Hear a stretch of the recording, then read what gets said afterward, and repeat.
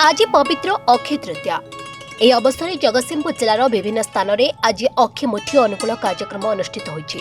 सकाळु कृषक माने सुसज्जित गौणी रे चंदन हलदी बोला बिहन आनी खेत को आसिबा सहित प्रथमे भूमि पूजन करी मां लक्ष्मी को सुमरण करिबा परे जमी हल करी बिहन अनुकूल करिसंती।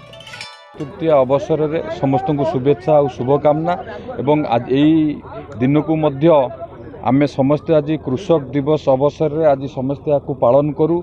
आज यही पवित्र दिन में मध्य अक्षय मुठीर अनुकूल करा जाए, चाष काम आज दिन में शुभारंभ करा जाए।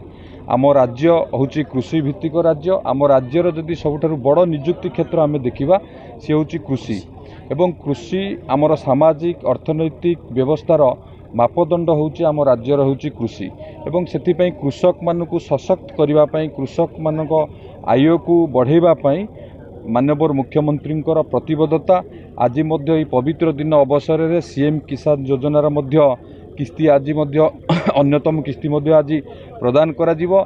एही अवसर में आज आम जगतसिंहपुर माननीय विधायक सहित आम आज एटी भूमि पूजन करागला, ता सहित अक्षय मुठी अनुकूल करागला एवं सीएम किसान मध्य किछि समय भितर मध्य माननीय मुख्यमंत्री भुवनेश्वर ठारे आज डीबीटी माध्यम रे राशि अर्थ राशि प्रदान करेंगे। ये अवसर में आमे माने भी समस्त जिला स्तरीय कार्यक्रम रे जगतसिंहपुर ठारे आलीपिंगल ठारे आज एकत्रित होइछु।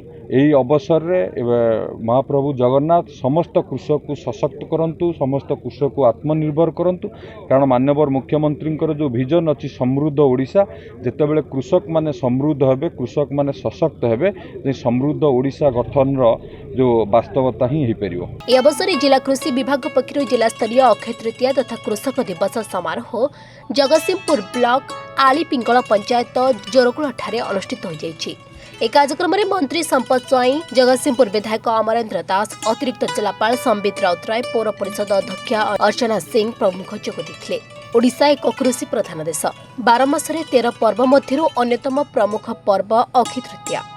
आज दिन में बिहन अनुकूल कले भल फसल होइथाय बोली कृषक मानकर विश्वास रही।